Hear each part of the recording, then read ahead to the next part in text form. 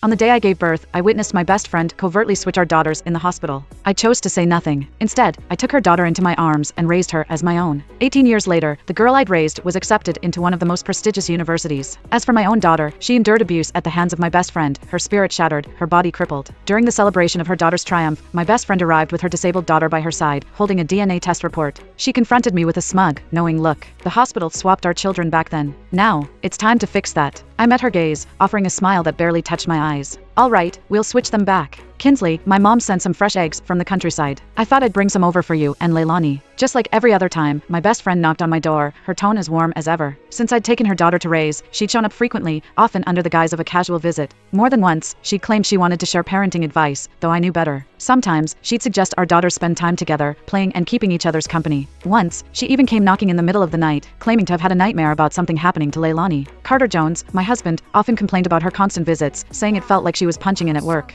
To make things more convenient, she rented an apartment just a few blocks away, insisting that best friends should live close for mutual support. But I knew the truth. She simply wanted to be near her daughter, Leilani, watching her every move. I never called her out on it, letting her think she had me fooled. So, as always, I opened the door. There she stood, graceful in a chic long dress, holding a basket of fresh eggs. Behind her, a thin, bruised girl, my daughter, her complexion pale and sickly. My best friend had named her Isla. The moment she entered, my friend set the basket of eggs down and went straight to Leilani. Leilani, your birthday is tomorrow. What do you want as a present? Your godmother will make sure to get it for you. We had been through thick and thin together, always as close as sisters. Right after I gave birth to Leilani, my best friend had eagerly declared her to be her goddaughter. She now ran her fingers through Leilani's hair with a tenderness that spoke volumes. Leilani returned the gesture with a sweet, polite smile, answering, whatever it is, if it's from my godmother, I'll love it. Her smile widened, her expression turning even more malicious. Leilani is so clever and sweet, unlike that useless child of mine, who's nothing but a burden. She shot a venomous glare at her daughter, who stood by the door, before grabbing her roughly by the ear and yanking her inside. Get in here, you worthless fool. What are you standing there for, like some kind of useless guard dog? Just looking at you makes me furious. Without warning, she slapped her daughter hard across the face, sending her crashing to the floor. The girl's head slammed into the coffee table with a sickening thud and blood began to pour from the gash on her forehead.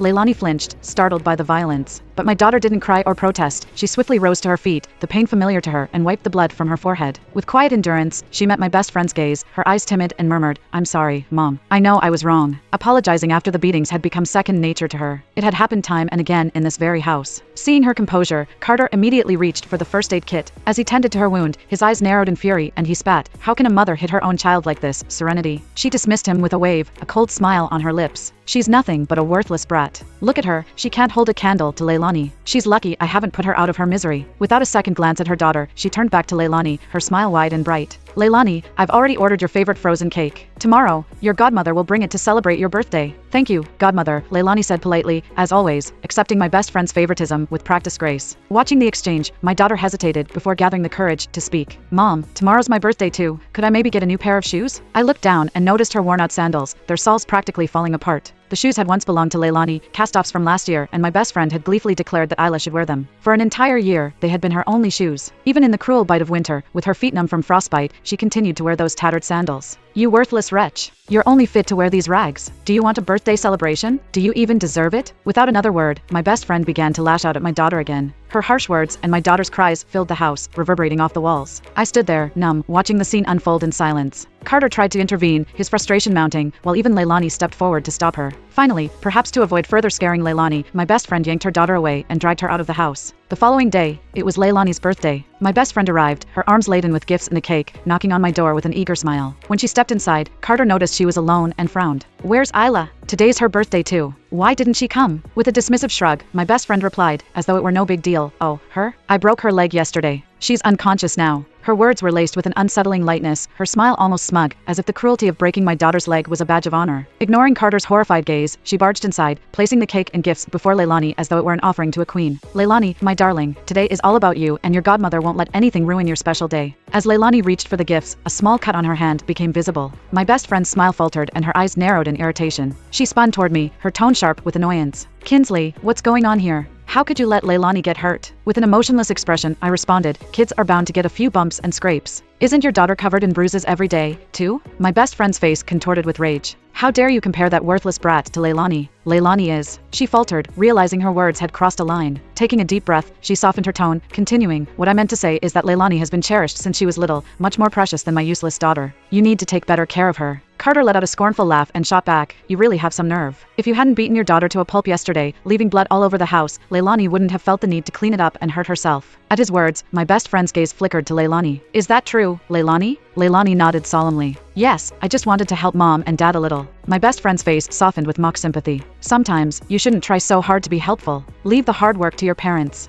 Your only job here is to enjoy life. Understand?" Without missing a beat, my best friend sprang into action, setting up for Leilani's birthday celebration and managing everything from the cooking to the decorations. Once the food was gone and the laughter had faded, she eagerly leaned in, eyes sparkling with anticipation. "So, tell me, sweetheart, do you have any wishes? Your godmother will make them come true." Leilani didn't hesitate for a moment, her gaze steady and determined. "I want to get into a top university." Hearing Leilani's wish, my best friend affectionately ruffled her hair. "I may not be able to help with that, but with your brilliance, I have no doubt you'll land in a top university. And when you do, Godmother will make sure to give you a surprise you'll never forget." The love in her eyes made a soft smile tug at the corners of my lips. "An unforgettable surprise, huh? Oh, my dear friend, I've already prepared one for you."